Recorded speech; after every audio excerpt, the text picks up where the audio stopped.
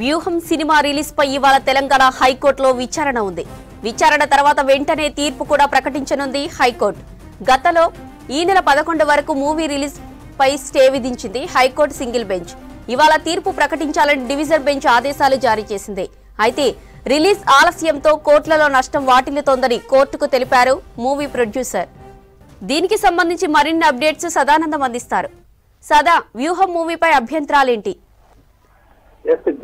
ఈ రోజు వ్యూహం సినిమా ఎప్పుడు రిలీజ్ చేయాలని దానిపైన తెలంగాణ హైకోర్టులో విచారణ జరగనుంది. విచారణ జరిగిన అనంతరం ఈ సినిమా ఎప్పుడు రిలీజ్ చేయాలి ఏంది అనేది తీర్పు కూడా హైకోర్టు ఈ రోజు ప్రకటించనుంది. యాక్చువల్ గా ఈ సినిమా లాస్ట్ మంత్ అంటే డిసెంబర్ 28 తారీఖే రిలీజ్ కావాల్సి ఉండే.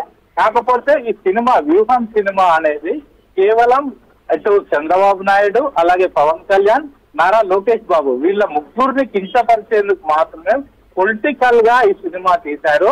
వైసీపీ నాయకులు దీన్ని బ్యాక్ ఎండ్ లో ఉండి నడిపించారు. మా ముగ్గురు క్యారెక్టర్లు అటాచ్మెంట్ చేస్తున్నారు, మా ముగ్గురు క్యారెక్టర్లు నీచంగా చూపిస్తున్నారని నారా లోకేష్ తెలంగాణ హైకోర్టులో పిటిషన్ వేశారు.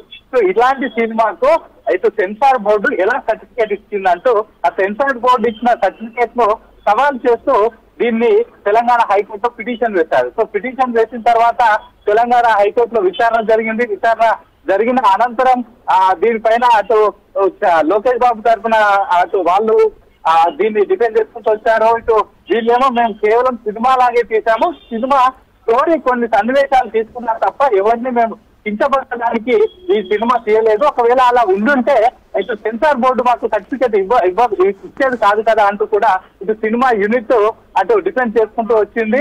ఇదంతా కేవలం రామ్ గోపాల్ వర్మ అలాగే అతనితో పాటు నెక్స్ట్ ఇటు వైసీపీ నాయకులు కావాల్సిగానే ఇదంతా చేసుకుంటూ వస్తున్నారు. ఈ ముగ్గురిని ఈ సినిమాలో దారుణంగా చూపించారు. ఈవెన్ పోస్టర్ చూసినా లేకపోతే ట్రైలర్ చూసినా ఏది చూసినా కూడా కేవలం చంద్రబాబు నాయుడు, పవన్ కళ్యాణ్, లోకేష్ బాబు, టీడీపీ పార్టీ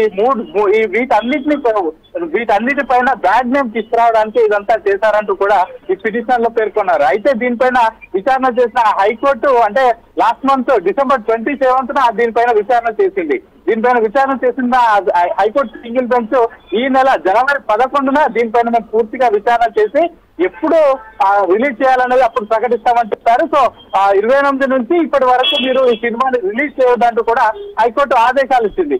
ఆ తర్వాత నెక్స్ట్ ఈ సినిమా యూనిట్ మళ్ళీ హైకోర్టు సింగిల్ బెంచ్ ఇచ్చిన తీర్పు పైన ఆర్డర్ పైన డివిజన్ బెంచ్ కి సవాల్కి వెళ్లారు. సో సవాల్కి వెళ్ళిన తర్వాత డివిజన్ బెంచ్ ఈ నెల మీరు 11వ రోజు దీనిపైన విచారిస్తున్నా అంటారు కాబట్టి ఒక 3 రోజుల ముందు అంటే జనవరి 8 రోజు దీనిపైన విచారణ చేయండి.